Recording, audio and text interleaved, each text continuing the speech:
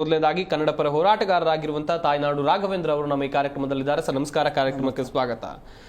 ತಾಯ್ನಾಡು ರಾಘವೇಂದ್ರ ಅವರೇ, ಗಮನಿಸ್ತಾ ಇದ್ರಿ, ಒಂದಲ್ಲ ಎರಡಲ್ಲ ಬರೋಬ್ಬರಿ 24 ಕೋಟಿ ರೂಪಾಯಿ ಮೌಲ್ಯದ ಸಿಂಥೆಟಿಕ್ ಡ್ರಗ್ಸ್ ಅನ್ನ ಪೊಲೀಸರು ಜಪ್ತಿ ಮಾಡಿರೋದು ಒಂದ್ ಕಡೆಯಲ್ಲಿ ಎತ್ತ ಸಾಕ್ತಾ ಇದೆ ಯುವ ಸಮುದಾಯ ಎನ್ನುವಂತ ಆತಂಕ ಎಲ್ರಿಗೂ ಕೂಡ ಎದುರಾಗುತ್ತೆ. ಈ ಎಲ್ಲಾ ಘಟನಾವಳಿಗಳನ್ನ ನೋಡ್ತಾ ಇದ್ರೆ ನಿಮ್ಮ ಅನಿಸಿಕೆ, ಅಭಿಪ್ರಾಯ ಏನ್ ಸರ್? ಈಗ ನೋಡಿ, ಕೇಂದ್ರ ಸರ್ಕಾರ ಉದ್ಯೋಗ ಕೊಡ್ತೇವೆ ಯುವಕರಿಗೆ, 15 ಕೋಟಿ ಉದ್ಯೋಗ ನಾವು ಕೊಡ್ತೇವೆ ಅಂತ ಹೇಳ್ಕೊಬಂದ್ರು. 10 ವರ್ಷ ಸರ್ಕಾರ ಮಾಡ್ತಾ ಇದ್ದಾರೆ. ಓಕೆ, ಉದ್ಯೋಗ ಕೊಡೋದಾಗ್ಲಿ, ಸಾಹೇಬ್ ಹೇಳ್ದಂಗೆ ಪಂಜಾಬ್ ಅಂತೂ ಯುವಕರು ಹಾಳಾಗಿ ಹೋಗಿದ್ದಾರೆ ಎಲ್ಲ ಈ ಡ್ರಗ್ಸ್ಗಳಲ್ಲಿ. ಅದ್ರ ಜೊತೆಗೆ ಏನಾಗಿದೆ, ಇವಾಗ ನೋಡಿ, ಕಳೆದ 18 ತಿಂಗಳಿಂದ ದೇಶದ ಮಾದಕ ದ್ರವ್ಯ ನಿಯಂತ್ರಣ ಮಂಡಳಿ ವ್ಯವಸ್ಥಾಪಕ ನಿರ್ದೇಶಕರು ಬರ್ತಾರೆ. 18 ತಿಂಗಳಿಂದ ನೇಮಕಾತಿನೇ ಮಾಡಿಲ್ಲ. ನಾವ್ ಹೇಳೋದು ಕೇಂದ್ರ ಸರ್ಕಾರಕ್ಕೆ, ಮೋದಿ ಅವರಿಗೆ ಆ ಥರ ಕಾಳಜಿ ಇದ್ರೆ ಯುವಕರ ಮೇಲೆ, ನೀವು ಯಾಕೆ ಅವ್ರ ನಿರ್ದೇಶಕರನ್ನ ಒಂದು ನೇಮಕ ಮಾಡಿಲ್ಲ 18 ತಿಂಗಳಿಂದ ಅಂತ ಒಂದು ಪ್ರಶ್ನೆ.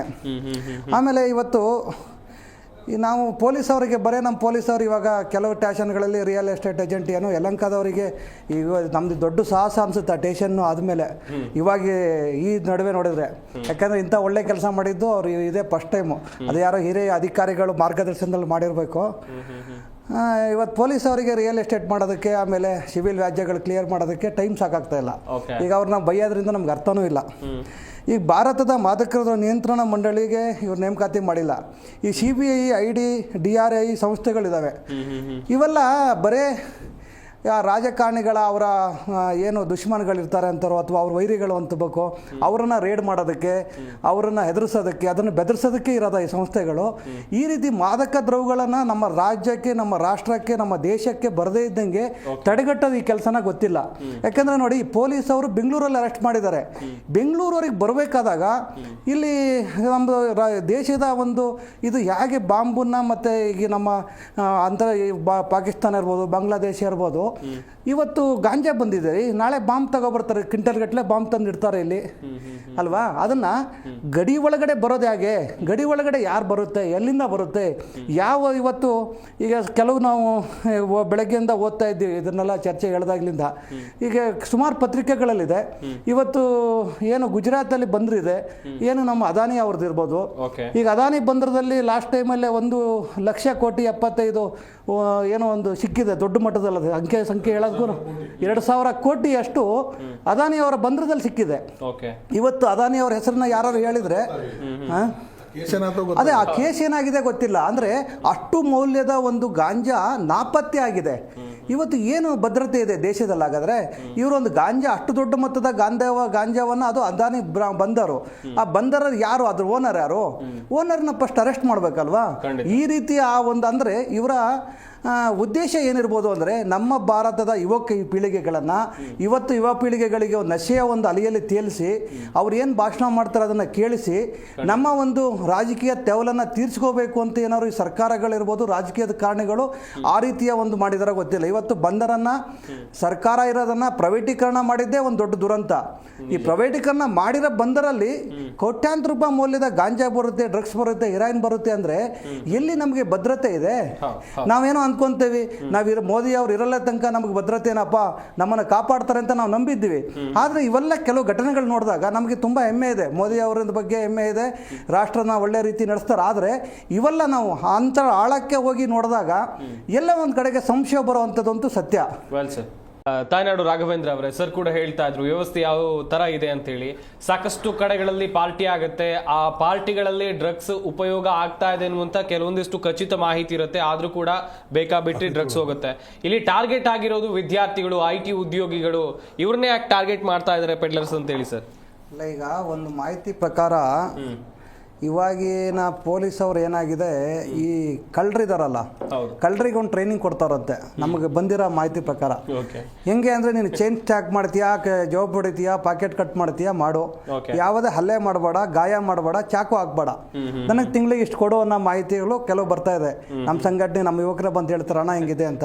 ನಿನ್ನೆ ರಾತ್ರಿದೊಂದು ಗಣತಿ ತಗೊಂತೇವೆ, ಗೊತ್ತಿಲ್ಲ ನಮ್ಗೆ ಗೊತ್ತಿಲ್ಲ ಸರ್, ನಮ್ಗೆ ಹೇಳ್ತಾ ಇರೋದು ನಿನ್ನೆ ರಾತ್ರಿನೇ ಒಂದು ಘಟನೆ ಆಯ್ತಿದೆ ಯಲಹಂಕ ಪೊಲೀಸ್ ಸ್ಟೇಷನ್ ಸ್ಟೇಷನಲ್ಲಿ. ಇವರು ದೊಡ್ಡ ಮಟ್ಟದ ಒಂದು ಗಾಂಜಾ ಹಿಡಿದಿದ್ದಾರೆ, ಡ್ರಗ್ಸ್ ಹಿಡಿದಿದ್ದಾರೆ. ಓಕೆ, ನಿನ್ನೆ ನಮ್ಮ ಒಂದು ಕಾರ್ಯಕರ್ತರು ಲಕ್ಷ್ಮಿ ಅನ್ನೋರು ಅವ್ರ ಮಗ ಲೇಟಾಗಿ ಬಂದ ಅಂತ ರಾತ್ರಿ 1 ಗಂಟೆಯಲ್ಲಿ ಅವರು ಲಕ್ಷ್ಮಿ ಮತ್ತು ಅವ್ರ ಮನೆ ಪಕ್ಕದಲ್ಲಿ 2 ಹೆಣ್ಮಕ್ಳು, ಅಂದರೆ ಒಂದು ಕುಟುಂಬಿಕ ಹೆಣ್ಮಕ್ಳು ರಸ್ತೆಯಲ್ಲಿ ಹೋಗ್ತಾ ಇರ್ತಾರೆ.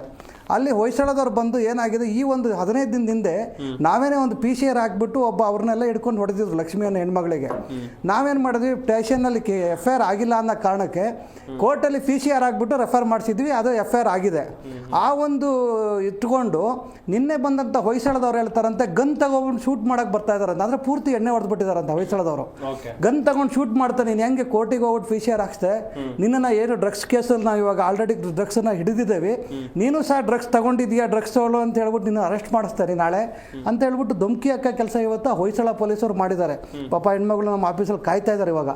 ಅಂದರೆ ಪೊಲೀಸವರು ಸರಿಯಾಗಿ ಕೆಲಸ ಮಾಡಿಲ್ಲ ಅಂತ ಹೇಳಿ ಒಂದು ನ್ಯಾಯಾಲಯಕ್ಕೆ ಹೋಗಿ PCR ಹಾಕ್ಬಿಟ್ಟು ಒಂದು ಕೇಸನ್ನು ರೆಫರ್ ಮಾಡಿಸ್ಕೊಂಡ್ರೆ 164 ಒಂದು ಸ್ಟೇಟ್ಮೆಂಟು ಆ ಹೆಣ್ಮಗಳು ಜಡ್ಜ್ ಹತ್ರ ಕೊಟ್ಟಿದ್ದಾರೆ. ಆದರೂ ಕೂಡ ಅವ್ರನ್ನ ಟಾರ್ಗೆಟ್ ಮಾಡಿ ಸ್ಟೋಕಲ್ ರೌಡಿಗಳಿಗೆ ಅವ್ರನ್ನ ಹಿಂದೆ ಬಿಟ್ಬಿಟ್ಟು ಈ ರೀತಿ ಪೊಲೀಸವರೇ ಒಂದು ರಕ್ಷಣೆ ಇಲ್ಲ ಒಂದು ಹೆಣ್ಮಕ್ಳಿಗೆ ಅಂದರೆ ನಾವು ಎಲ್ಲಿ ಕೇಳಬೇಕು? ಆ ರೀತಿ ಆಗಿದೆ ಇವತ್ತು ನೋಡಿ. ಕೆಲವು ಒಂದೇ ರಾಜ್ಯದಲ್ಲಿ, ಗುಜರಾತ್ ಅನ್ನೋ ರಾಜ್ಯದಲ್ಲಿ 2020ರಲ್ಲಿ ಮದ್ರಾ ಬಂದರಲ್ಲಿ 9,000 ಕೋಟಿಯಷ್ಟು ಗಾಂಜಾ ವಶಪಡಿಸಿ ಕೊಡ್ತಾರೆ. ಮತ್ತು 2021ರಲ್ಲಿ ಅದೇ ಬಂದ್ರ ಗುಜರಾತಲ್ಲಿ 21,000 ಕೋಟಿಯಷ್ಟು ಡ್ರಗ್ಸ್ನ ಇದು ಮಾಡ್ತಾರೆ. ಮತ್ತು 22ರಲ್ಲಿ ಕಾಂಚಾ ಗುಜರಾತಲ್ಲಿ 2,100 ಕೋಟಿಯಷ್ಟು ಗಾಂಜಾವನ್ನು ಮತ್ತು ಡ್ರಗ್ಸನ್ನು ತಗೊತಾರೆ, ಅಂದರೆ ಅಲ್ಲಿ ಅದು ಮಾಡ್ತಾರೆ. ಮತ್ತು ಏಪ್ರಿಲ್ 22ರಲ್ಲಿ 1,439 ಕೋಟಿಯಷ್ಟು ಗಾಂಜಾನ ಸೀಜ್ ಮಾಡ್ತಾರೆ, ಡ್ರಗ್ಸ್ ಸೀಜ್ ಮಾಡ್ತಾರೆ. ಮತ್ತೆ ಇದೇ 22ರಲ್ಲಿ 250 ಕೋಟಿಯಷ್ಟು ಮಾಡ್ತಾರೆ. ಮತ್ತೆ 22 3,534 ಕೋಟಿಯಷ್ಟು ಗಾಂಜಾವನ್ನ ಆ ಒಂದು ಬಂದ್ರಲ್ಲೇ ಇಷ್ಟೆಲ್ಲ ಮಾಡಿದ್ದಾರೆ. ಆದ್ರೆ ನಮ್ದು ಒಂದು ಮೂಲಭೂತ ಪ್ರಶ್ನೆ ಏನಪ್ಪ ಇಲ್ಲಿ ಏನು ಅಂದ್ರೆ ಕಾಡ್ತಾರೆ ನಮ್ಗೆ ಅನುಮಾನ, ಇಷ್ಟೆಲ್ಲ ಗಾಂಜಾ ಒಂದೇ ಬಂದ್ರಲ್ಲಿ, ಅದು ಗುಜರಾತ್, ನಮಗೆಲ್ಲ ಹೇಳ್ತಾರೆ ಇಲ್ಲಿ ಗುಜರಾತ್ ಮಾಡಲ್ ಮಾಡಬೇಕು, ಕರ್ನಾಟಕ ಗುಜರಾತ್ ಮಾಡಲ್ ಮಾಡಬೇಕು ಅಂತ. ಒಂದೇ ಬಂದ್ರಲ್ಲಿ ಇಷ್ಟೆಲ್ಲ ಗಾಂಜಾ ಮತ್ತೆ ಡ್ರಗ್ಸ್ ಸಿಕ್ಕರೂ ಕೂಡ ಇಲ್ಲಿವರೆಗೆ ಆ ಒಂದು ಬಂದ್ರು ಮಾಲೀಕನ್ನ ಅರೆಸ್ಟ್ ಮಾಡೋದಾಗ್ಲಿ, ಒಂದು ಎನ್ಕ್ವೈರಿ ಮಾಡೋದಾಗ್ಲಿ ಏನೂ ಇಲ್ಲ. ಅದೇ ನೋಡಿ ಹಾಲಿವುಡ್ ಅಲ್ಲಿ ಒಂದು ಪಿಕ್ಚರ್, ಇದರಲ್ಲಿ ಸಿನಿಮಾ ನಟನ ಹತ್ರ 200 ಗ್ರಾಮ್ ಒಂದು ಡ್ರಗ್ಸ್ ಸಿಗುತ್ತೆ. 200 ಗ್ರಾಮ್ ಡ್ರಗ್ಸ್ ಸಿಕ್ತು ಅಂತ ಹೇಳಿ ಇಡೀ ಹಾಲಿವುಡ್ ನ ಜಪ್ತಿ ಮಾಡ್ತಾರೆ, ಇಡೀ ಹಾಲಿವುಡ್ ಅಲ್ಲೋಲ ಕಲ್ಲೋಲ ಮಾಡ್ತಾರೆ, ಎಲ್ಲಾ ಮನೆಗಳನ್ನ ರೇಡ್ ಮಾಡ್ತಾರೆ. ಇವತ್ತು ಅಷ್ಟು ದೊಡ್ಡ ಮಟ್ಟದಲ್ಲಿ ಈಗ ಒಂದು 2,000 ಕೋಟಿಯಷ್ಟು ಒಂದು ಹೆರಾಯಿನ್ ಸಿಕ್ಕಿದೆ, ಅದು ಕಾಣಿಯಾಗಿದೆ. ಅಷ್ಟು ದೊಡ್ಡ ಮಟ್ಟದ ಕಾಣಿಯಾಗಿದೆ ಒಂದು ಹತ್ರ ಹೋದ್ರೆ, ಒಂದೇ ಬಂದ್ರಲ್ಲಿ ಇಷ್ಟು ದೊಡ್ಡ ಮಟ್ಟದ ಸಿಕ್ಕಾಗ ಆ ಬಂದ್ರನ್ನ ಲೈಸೆನ್ಸ್ ಕ್ಯಾನ್ಸಲ್ ಮಾಡೋದಾಗ್ಲಿ, ಆ ಬಂದ್ರನ್ನ ಗವರ್ಮೆಂಟ್ ವಶೀಕರಣ ಮಾಡ್ಕೊಳ್ಳೋದಾಗ್ಲಿ, ಗವರ್ಮೆಂಟ್ ನಡೆಸುವಂತದಾಗ್ಲಿ ಯಾಕೆ ಮಾಡ್ತಾ ಇಲ್ಲ ಅನ್ನೋದೇ ನಮ್ಮ ಪ್ರಶ್ನೆ. ಇವತ್ತು ನಮ್ಮ ವಿದ್ಯಾರ್ಥಿಗಳ್ರಿ, ನಮಗೂ ಮಕ್ಳಿದ್ದಾರೆ, ನಾವು ಕಾಲೇಜಿಗೆ ಹೇಗೆ ಕಳ್ಸೋದು ಹೇಳಿ? ಇವರು ಸಾಹೇಬ್ರು ಹೇಳಿದಂಗೆ 1-2 ದಿನ ಐಸ್ ಕ್ರೀಮ್ ಅಲ್ಲೋ ಚಾಕ್ಲೇಟ್ ಅಲ್ಲೋ ಫ್ರೀಯಾಗಿ ಕೊಟ್ಬಿಟ್ಟು 4ನೇ ದಿನ ಅವ್ನು ಗಾಂಜಾ ಕೇಳ್ತಾನೆ, ಗೊತ್ತಿರಲ್ಲ.